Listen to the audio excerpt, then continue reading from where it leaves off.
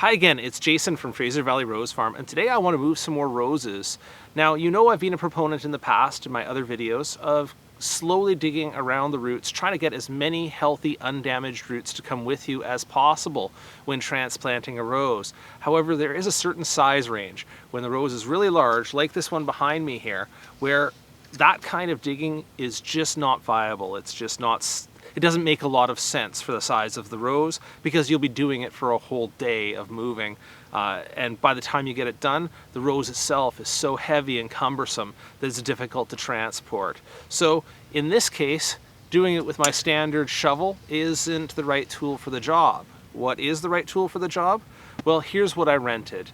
This machine will help me to scoop out my roses. Yes, there will be some damage to the roots. Yes, it won't come through perfectly, but it will get the job done very, very quickly. Now, some roses are going to be a good candidate for this and other ones aren't. I'm choosing to do it at the right time of year. This is actually going into fall. We're past the heat of summer. There should still be some time in my climate for some recovery and initial rooting in the fall before we get into the coldest part of winter. And as I say, some roses will be good candidates for this. The one I'm choosing to show you today, I'm going to be digging up Prairie Peace. Now, Prairie Peace is a spiny rose, so I don't really want to handle the rose much more than I have to.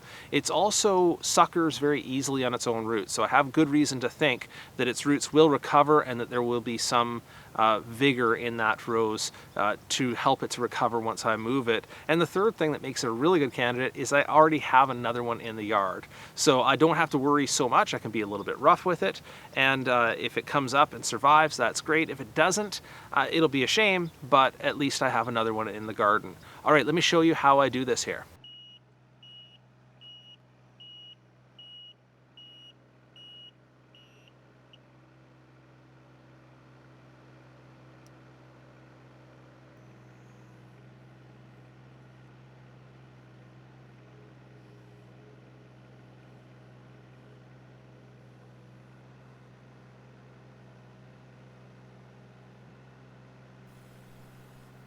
I start by scooping to the near side of the rose, hoping to dislodge some of the shallow roots.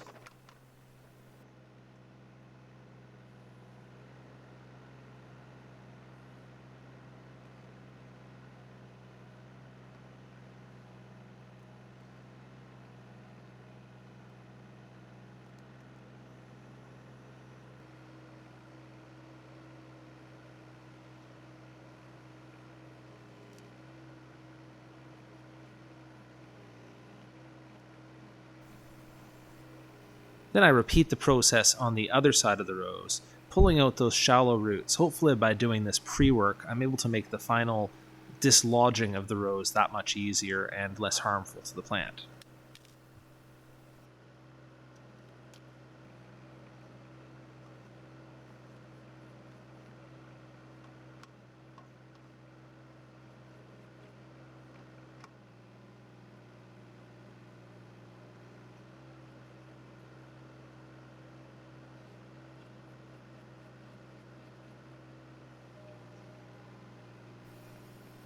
And finally, I bring my bucket around behind the rose and scoop from underneath and pull forward until I can dislodge it, trying to get as many roots and as much of the plant with me as I possibly can.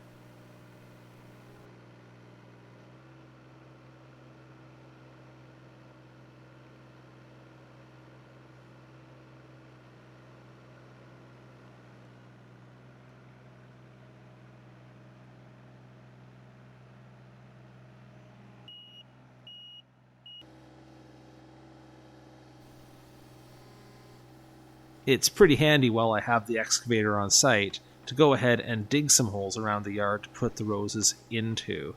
That makes it a snap.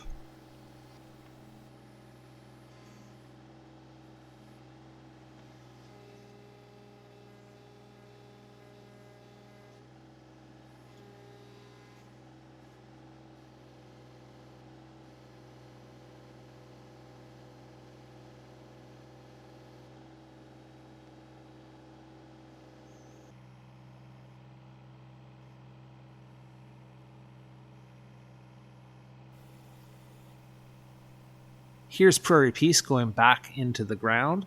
I just transport it to the hole and tilt it in.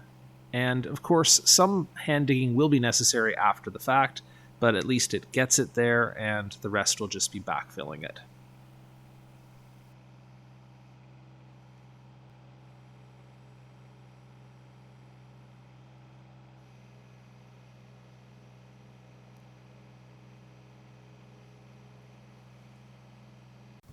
All told, I've repeated this process for about a dozen different roses from all over my rose field, my old rose field. I'm reformatting the way that I keep my mother plants now, and so some of these old guys that have been here for a number of years have to move. This is Commandant Beau Repair, quite an old specimen of that one here. Maybe I can show you the crater left behind by Chloris here. It was buried quite deeply. It would have taken me ages to get that out. And over here I have yet to, but I will use the excavator to pull out the suckers from Cardinal de Richelieu. I already have Cardinal Richelieu elsewhere in the garden, but the suckers remain from the first time I removed it, so I'm going to use the excavator to remove those. All right, that's it from me today. Thank you for watching me brutalize my roses just a little bit. And if you have any questions or comments, please leave those below the video. I hope you enjoyed it.